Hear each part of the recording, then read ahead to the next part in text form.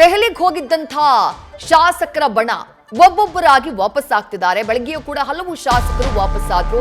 ಈಗ ಶರತ್ ಬಚ್ಚೇಗೌಡ ಅವರು ಕೂಡ ದೆಹಲಿಗೆ ವಾಪಸ್ ಆಗಿದ್ದಾರೆ. ಖರ್ಗೆ ಅವರ ಆಶೀರ್ವಾದವನ್ನ ಪಡೆಯೋಕ್ ನಾನು ದೆಹಲಿಗೆ ಹೋಗಿದ್ದೆ ಅಂತ ಹೇಳಿದ್ದಾರೆ. ಸಿಎಂ ಬದಲಾವಣೆ ವಿಚಾರ ಹೈಕಮಾಂಡ್ಗೆ ಬಿಟ್ಟಿದ್ದು. ಹೈಕಮಾಂಡ್ ತೀರ್ಮಾನಕ್ಕೆ ನಾವೆಲ್ಲರೂ ಬದ್ಧರಾಗಿದ್ದೀವಿ ಅಂತ ಹೇಳಿ ದೆಹಲಿಯಿಂದ ಬಂದ ಬಳಿಕ ಏರ್ಪೋರ್ಟ್ನಲ್ಲಿ ಶಾಸಕ ಶರತ್ ಬಚ್ಚೇಗೌಡ ಹೇಳಿಕೆಯನ್ನ ಕೊಟ್ಟಿದ್ದಾರೆ.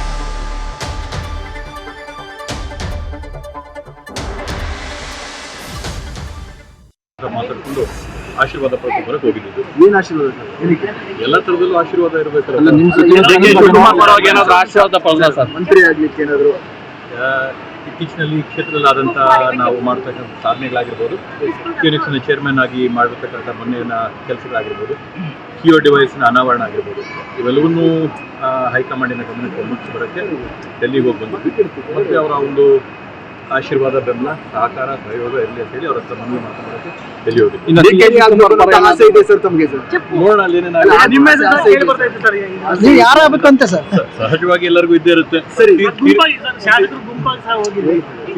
ಶಿವಣ್ಣ ಅವರು ಇದ್ದಾರೆ, ಶಿವಣ್ಣ ಅವರು ಕೂಡ ತೀರ್ಮಾನ ಅವರು ಕೂಡ ಕೇಳಿದ್ದಾರೆ. ನೋಡೋಣ ಏನಾಗುತ್ತೆ ಅಂತೇಳಿ. ಈಗ DC 3 CM ಆಗ್ಬೇಕು ಅನ್ನೋ ಆಸೆ ಬಿಟ್ಕೊಡ್ಬೇಕು ಅನ್ನೋ ಮಾತುಗಳು ಅವೆಲ್ಲ ನಾವು ತೀರ್ಮಾನ ಮಾಡಂಗಿದ್ರೆ ಆಗುತ್ತೆ. ಹೈಕಮಾಂಡ್ ಏನ್ ತೀರ್ಮಾನ ಮಾಡುತ್ತೆ, ಹೈಕಮಾಂಡ್ ಅದನ್ನ ತೀರ್ಮಾನ ಮಾಡುತ್ತೆ. ಈ ವಿಚಾರವಾಗಿ ಪ್ರಸ್ತಾಪ ಮಾಡಿದ್ರೆ ಹೈಕಮಾಂಡ್ ತೀರ್ಮಾನಕ್ಕೆ ಬಿಟ್ಟಿದ್ದು, ಹೈಕಮಾಂಡ್ ಏನ್ ತೀರ್ಮಾನ ಮಾಡುತ್ತೋ ಆ ತೀರ್ಮಾನಕ್ಕೆ ನಾವೆಲ್ಲರೂ ಕೂಡ ಬದ್ಧರಾಗಿರ್ತೀವಿ. ಇದನ್ನ ಖರ್ಗೆ ಸಾಹೇಬ್ ಹತ್ರ ಪ್ರಸ್ತಾಪ ಮಾಡಿದ್ರೆ ಹೈಕಮಾಂಡ್ ಏನ್ ತೀರ್ಮಾನ ಮಾಡುತ್ತೋ 8ರಿಂದ 10 ಶಾಸಕರ ಬಣ ದೆಹಲಿಗೆ ಹೋಗಿತ್ತು.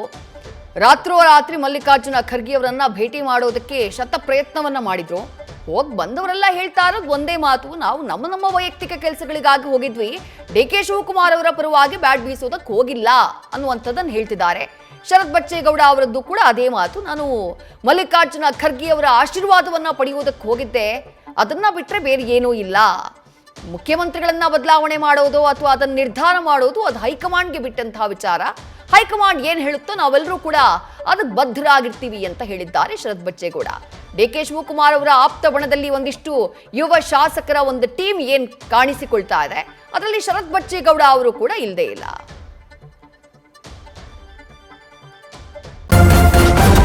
ನ್ಯೂಸ್ ಫಸ್ಟ್ ನಿರ್ಭೀತಿಯಿಂದ ನಿಮ್ಮ ಪರವಾಗಿ.